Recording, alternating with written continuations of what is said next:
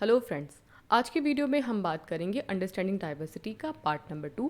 Part 1 में हमने discuss किया था इंट्रोडक्शन कि डाइवर्सिटी क्या होती है, story of Sameer 1 and Sameer 2, inequality किसे कहते हैं, difference between diversity and inequality, what does diversity add to our life and diversity in India. आज हम पार्ट 2 में डिस्कस करेंगे यूनिटी इन डाइवर्सिटी। बच्चों, यूनिटी इन डाइवर्सिटी को अंडरस्टैंड करने से पहले हमको पता होना चाहिए कि ये जो टर्म है यूनिटी इन डाइवर्सिटी, इसकी सबसे पहले बात किसने की थी। तो आप फोटो में देख सकते हैं ये कौन है। ये हमारे इंडिया के first prime minister Pandit Jawaharlal Nehru हैं। इन्होंने कहा था कि हमारे इंडिया में यूनिटी इन डाइवर्सिटी है। तो बच्चों, अब जो हम टॉपिक डिस्कस करने वाले हैं यूनिटी इन डाइवर्सिटी, इसका मतलब क्या होता है वो डिस्कस करते हैं। देखिए बच्चों, यूनिटी का मतलब क्या होता है टुगेदरनेस, और डाइवर्सिटी का मतलब क्या होता है डिफरेंसेस। कल हमने क्या पढ़ा था डाइवर्सिटी में कि डाइवर्सिटी का मतलब होता है एक ग्रुप में डिफरेंट डिफरेंट टाइप के लोग होते हैं। फॉर एग्जांपल, वो डिफरेंट किस तरीके से हैं, उनकी लैंग्वेज अलग हो सकती है, कल्चर अलग हो सकता है, उनका रिलीजन अलग हो सकता है, स्किन का कलर अलग हो सकता है। इतने सारे डिफरेंसेस जब एक ग्रुप के लोगों में है तो वो क्या कहलाता है डाइवर्सिटी। लेकिन अब टुगेदरनेस का मतलब क्या हुआ कि इतने सारे डिफरेंस होने के बावजूद अगर लोग एक साथ एक ग्रुप में अच्छे से रहते हैं, टुगेदर का मतलब क्या होता है साथ में रहना, तो साथ में रहते हैं तो उस टर्म को कहा जाता है यूनिटी इन डाइवर्सिटी। मतलब इतने सारे डिफरेंसेस के बावजूद भी अगर लोग एक दूसरे की रेस्पेक्ट करते हैं, एक दूसरे को अंडरस्टैंड करते हैं, तो वो टर्म कहलाती है unity in diversity. Unity in diversity की इम्पॉर्टेंस क्या है, इसकी वैल्यू क्या है। देखिए बच्चों, किसी भी कंट्री को ग्रो होने के लिए कंट्री के अंदर पीस एंड प्रॉस्पेरिटी का होना बहुत ज़रूरी है। इमेजिन कीजिए कि अगर हमारी कंट्री में डेली लड़ाई होती, डेली लड़ाई झगड़े होते, तो क्या हमारा कंट्री कभी ग्रो कर पाता? नहीं कर पाता।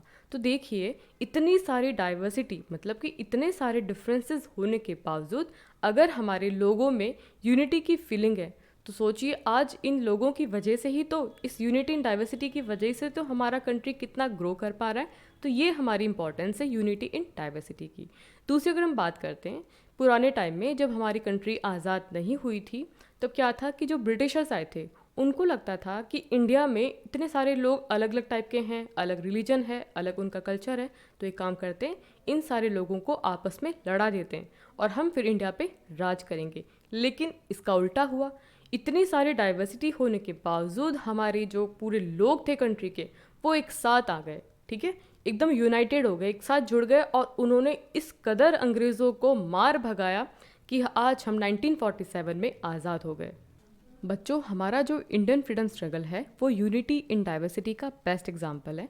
इनमें से हम बात करते हैं जलियांवाला बाग मैसेकर की, जिसको हिंदी में बोलते हैं जलियांवाला बाग हत्याकांड, जो 13 अप्रैल 1999 को जलियांवाला बाग अमृतसर में हुआ था। अब इसमें हुआ क्या था, आप देख सकते हैं कि ये इतनी सारी यहाँ पे भीड़ है और ये क्या है यहाँ पे पुलिस वाले। देखिए बच्चों, मैंने ये क्यों बोला यूनिटी इन डाइवर्सिटी, क्योंकि यहाँ पे डाइवर्स लोग थे, जैसे कि कुछ बच्चे थे, कुछ बड़े थे, कुछ मेल थे और फीमेल थे। इनका रिलीजन भी अलग था, कोई सिख था, कोई मुस्लिम था, कोई हिंदू था। तो डिफरेंट डिफरेंट टाइप के लोग यहाँ पर मीटिंग कर रहे थे और बहुत पीसफुली मीटिंग कर रहे थे।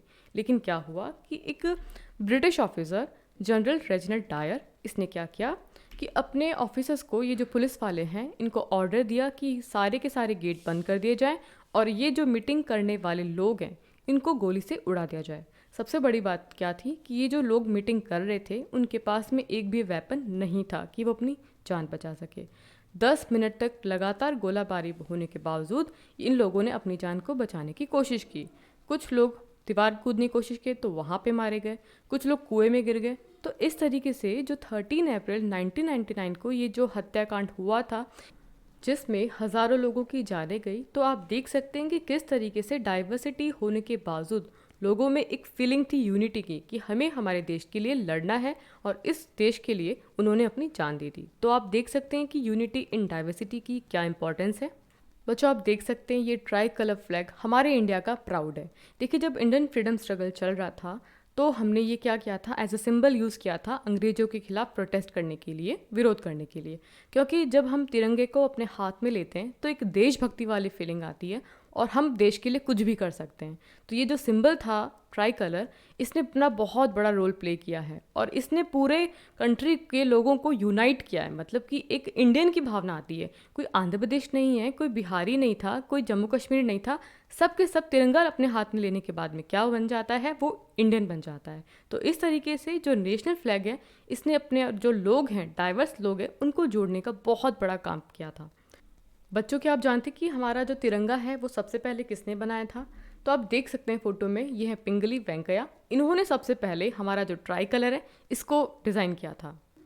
बच्चों, हमारी कंट्री का जो नेशनल एंथम है जन मन गण, जिसको कि रविंद्रनाथ टैगोर ने लिखा है, इस जन गण मन का पूरा मीनिंग क्या है? देखिए बच्चों, ये कह रहा है, जो हमारा राष्ट्रगान है वो कहता है कि हमारे देश के लोगों के मनों में जिन फ्रीडम फाइटर्स ने हमारे देश के लिए अपनी जान दे दी, उन सब के लिए बहुत रेस्पेक्ट है।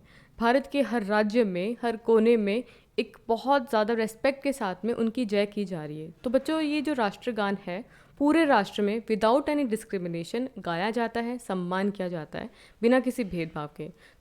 तो बच्चों, आप देख सकते हो कि किस तरीके से हमारी नेशनल एंथम ने, फ्लैग ने, पैट्रियोटिक सॉन्ग्स ने हर लोगों के मन में एक यूनिटी की भावना भर दी है। तो आपको समझ में आ चुका है कि यूनिटी इन डाइवर्सिटी का मतलब क्या होता है। बच्चों, हमारा अंडरस्टैंडिंग डाइवर्सिटी चैप्टर कंप्लीट हुआ। वीडियो पसंद आए तो इसे लाइक करें, दोस्तों के साथ शेयर करें, चैनल पे नए हैं तो चैनल को सब्सक्राइब करना है and don't forget to press bell button, ताकि आने वाले वीडियोस की नोटिफिकेशन आपको टाइम पे मिल सके। आप हमको फॉलो कर सकते हैं फेसबुक और इंस्टाग्राम पे।